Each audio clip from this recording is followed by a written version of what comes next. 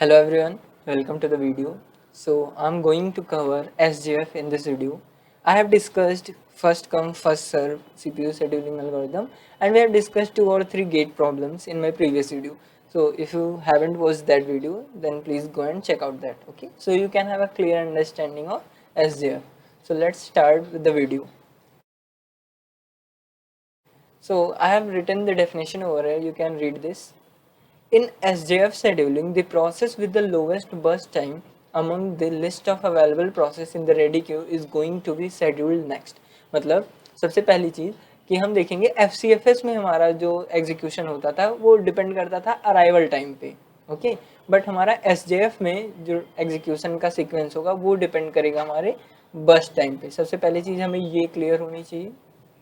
And then हम एक example से समझते हैं. अगर हमारे पास रेडी क्यू में 4 प्रोसेस हैं, ओके, और उनका जो बस टाइम है वो है 10, 5, 8 एंड 15. सो हमारा जो सीक्वेंस ऑफ एग्जीक्यूशन होगा वो होगा सबसे पहले अगर मैं बात करूँ P1, P2, P3 and P4 की, तो सबसे पहले हमारा एग्जीक्यूट होगा P2 and then because burst time of P2 is low that is 5 and then हमारा एग्जीक्यूट होगा P3 एंड देन हमारा एग्जीक्यूट होगा P1 एंड लास्ट में हमारा एग्जीक्यूट होगा P4. Okay, so I think this one is clear. तो हमारा SJF जो है वो डिवाइडेड है 2 पार्ट्स में, that is non pre-emptive and pre-emptive. ये चीज़ हमने ड्रॉबैक में देखी थी FCFS के. FCFS में क्या था, हमारा FCFS सिर्फ नॉन प्रीएम्प्टिव वर्जन था जो कि उसका एक मेजर ड्रॉबैक था. तो SJF में जो हमारा नॉन प्रीएम्प्टिव है उसको हम SJF ही बोलते हैं, और जो हमारा प्रीएम्प्टिव वर्जन है उसको हम बोलते हैं SRTF. क्या बोलते हैं? SRTF, that is shortest running time first. Okay, so हम इसको एक एग्जांपल से समझते हैं. अगर हमारे पास 4 प्रोसेस हैं P1, P2, P3 and P4.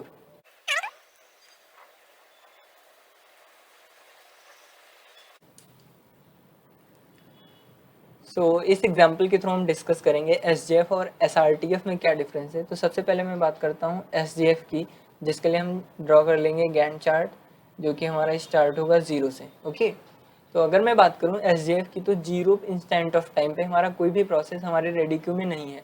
तो 0 से लेके 2 तक हमारा CPU रहेगा आइडल. उसके बाद 2 के बाद हमारा प्रोसेस आता है P1.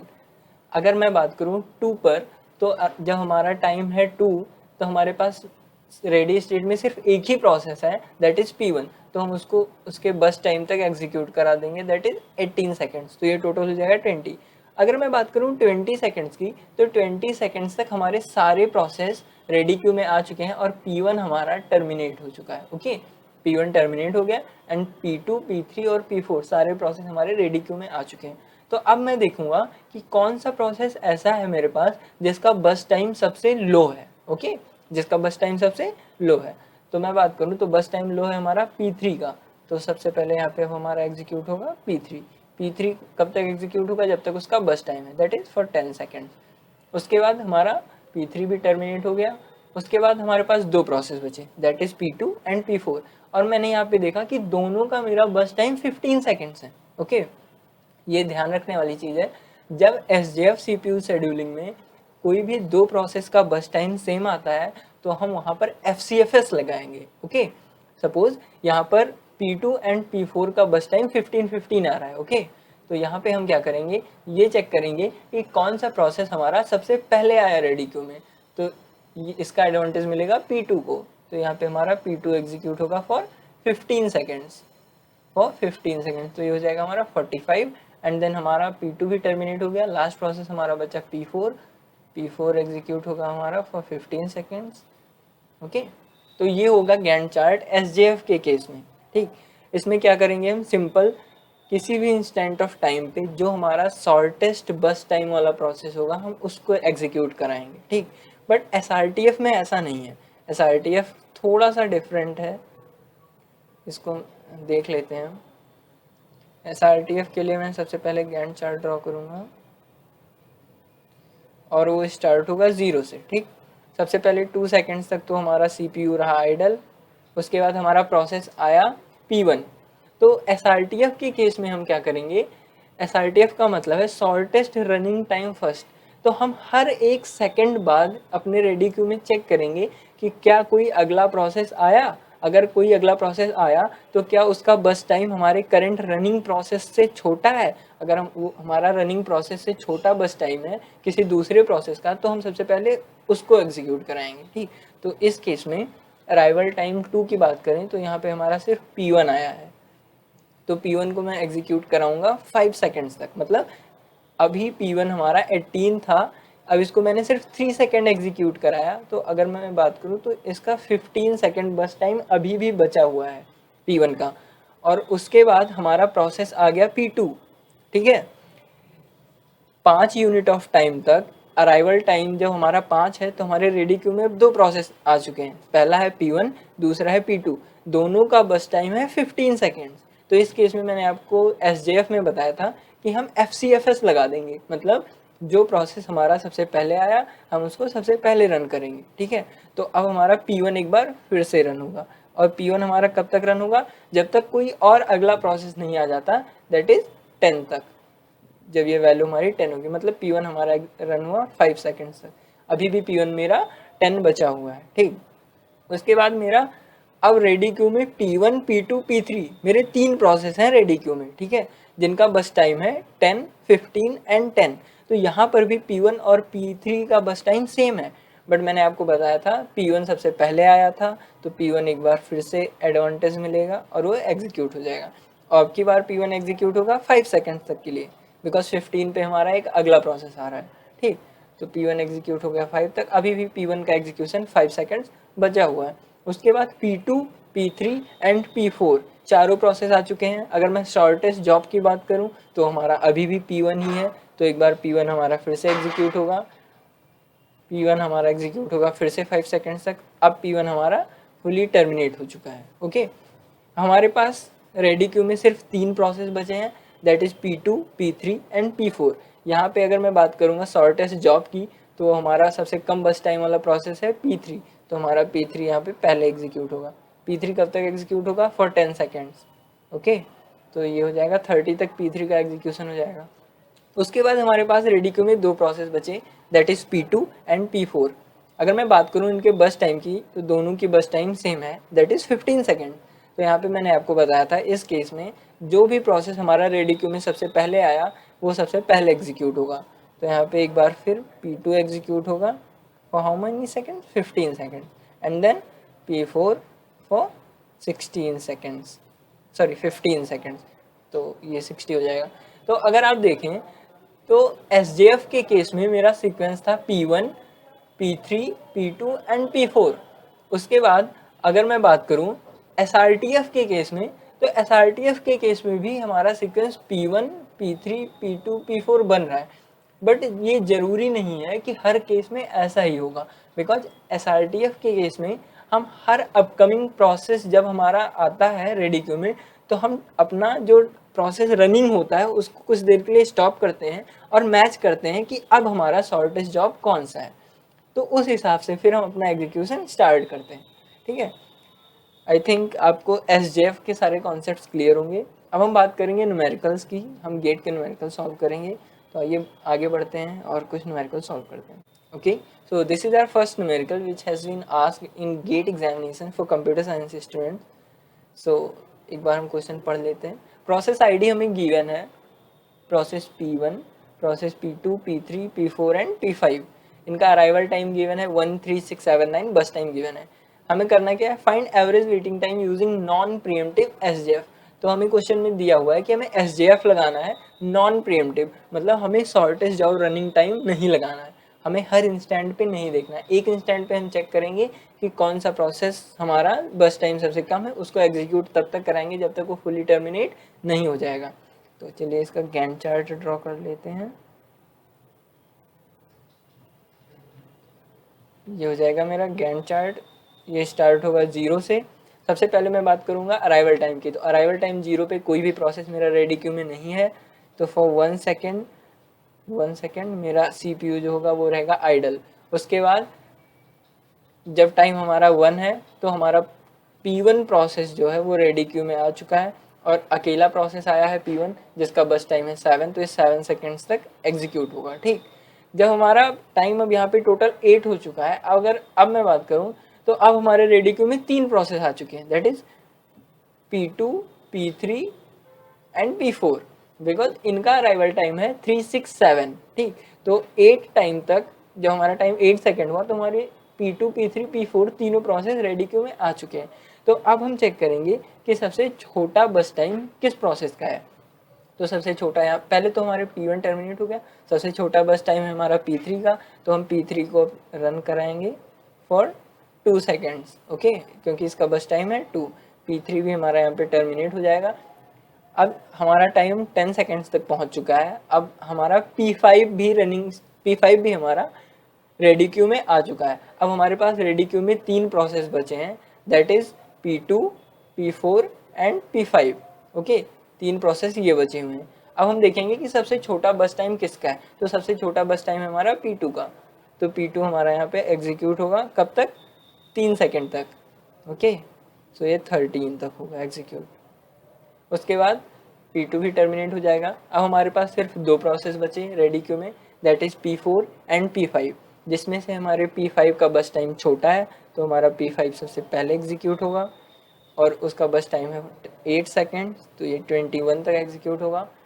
P5 भी टर्मिनेट हो गया। उसके बाद हमारा लास्ट प्रोसेस बचा रेडी क्यू में P4, तो हम P4 को एग्जीक्यूट करा देंगे, जिसका बस टाइम है 10 सेकेंड, तो ये 31 तक हमारा एग्जीक्यूट होगा। तो अब हमने गैंट चार्ट ड्रॉ कर लिया। अब हम निकालेंगे वेटिंग टाइम सारे प्रोसेस का।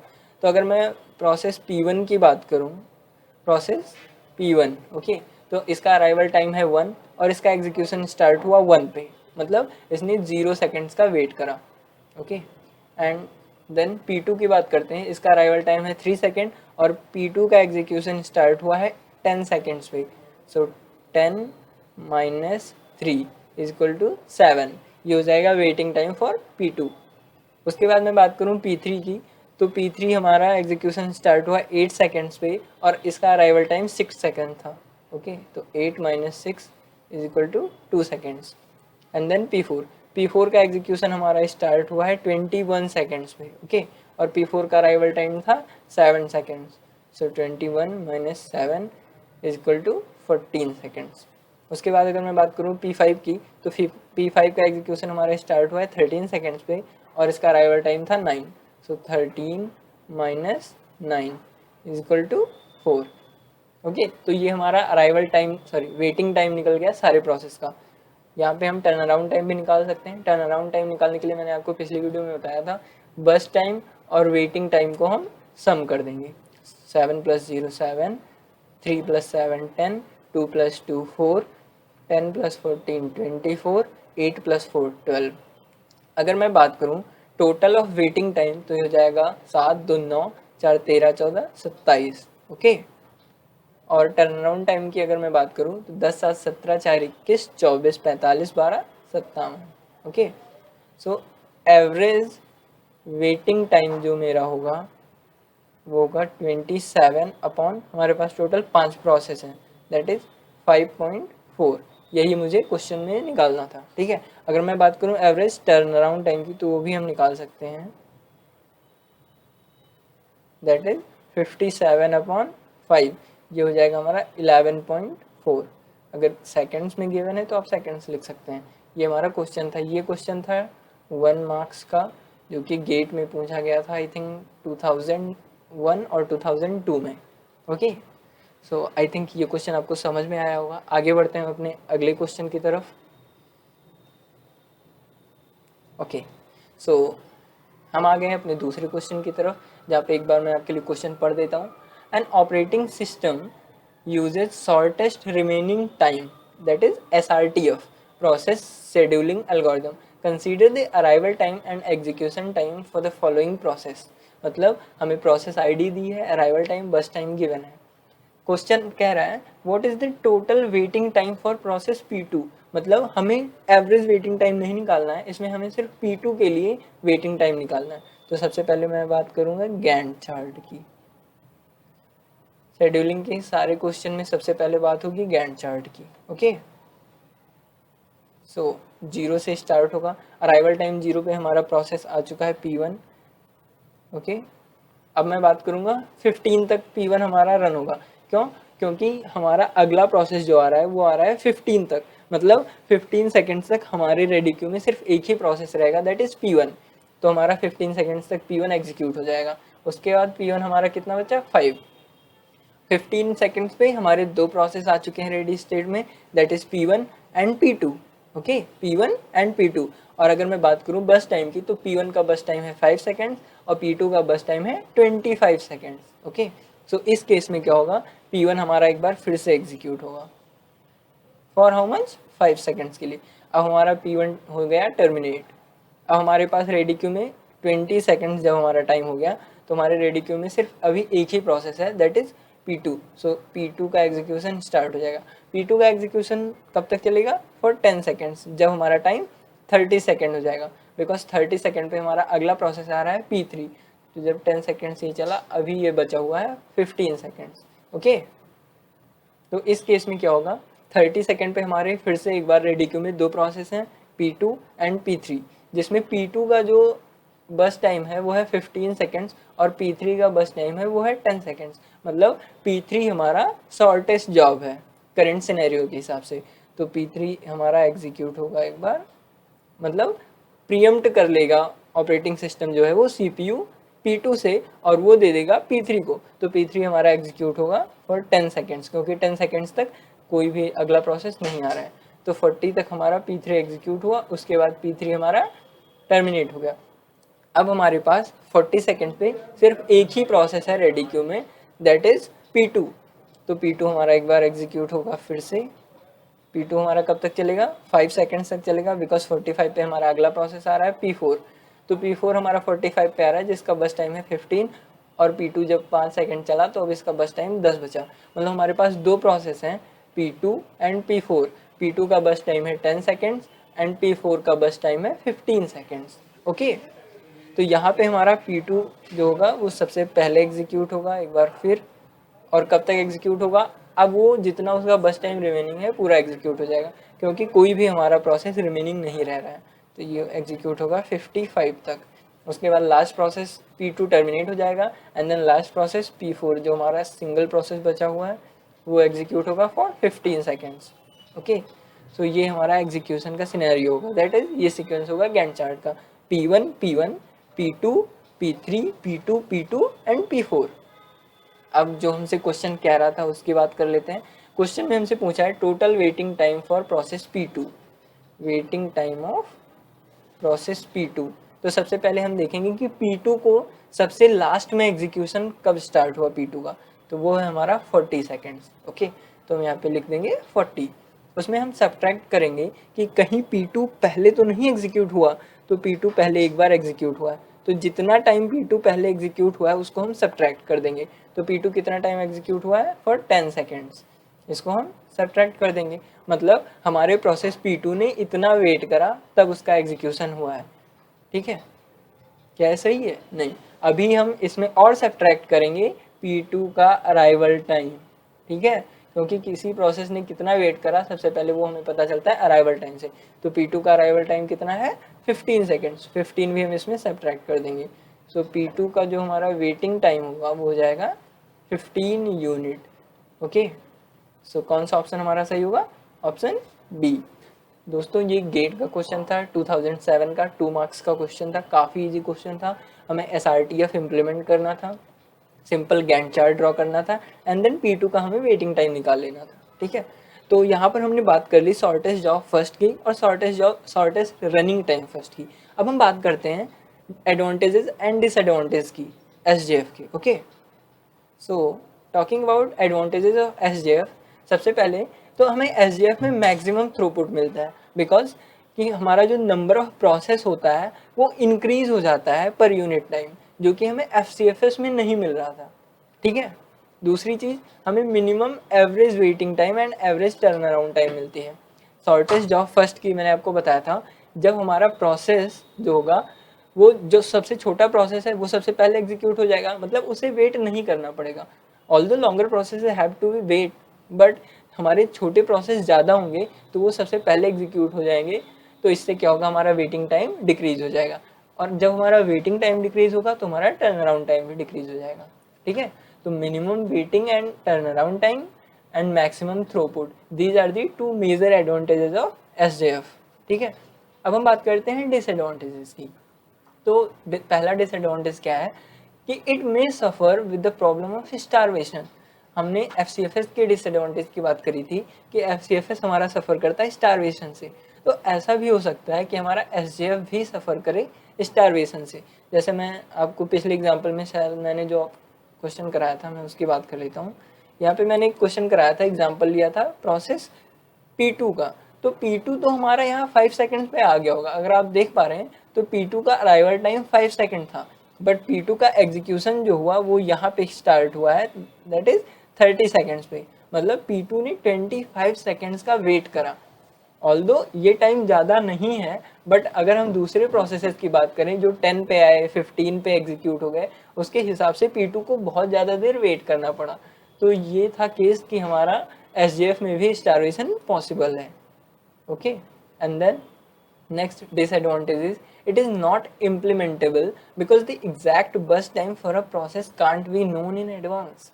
ये क्या हो गया, अभी तक तो हम सारे न्यूमेरिकल्स कर रहे थे जिसमें हमें बस टाइम पता था, बट क्या होता है हमें सिर्फ न्यूमेरिकल के पर्सपेक्टिव से पता है कि कौन सा प्रोसेस कितना टाइम एग्जीक्यूट होगा, बट जब हमारा CPU इम्प्लीमेंट होता है तो उस केस में हमें ये कुछ नहीं पता कि कौन सा प्रोसेस कितना टाइम एग्जीक्यूट होगा, ठीक है। हम बस टाइम सिर्फ एज्यूम करके चलते हैं, जो कि ज़्यादा भी हो सकता है कम भी हो सकता है। सो ये मेजर रीज़न है कि हम करेक्ट एजम्पशन, हमारा जरूरी नहीं है कि हमारा एजम्पशन करेक्ट ही हो, ऑल्दो करेक्ट हो भी सकता है। सो ये हमारा एक डिसएडवांटेज निकल के आता है, ठीक है। तो इस वीडियो में हमने SJF और SRTF के बीच में डिफरेंस देखे, उनके रिलेटेड क्वेश्चंस भी करे, and advantages and disadvantage of SJF भी हमने देखा। उसके बाद अगली वीडियो में हम कुछ क्वेश्चंस प्रैक्टिस करेंगे SJF के, और उसके बाद हम स्टार्ट करेंगे अपना priority CPU scheduling algorithm. So till then, keep watching my videos, and if you are new to my channel, then please subscribe. And the last one, thank you for your time.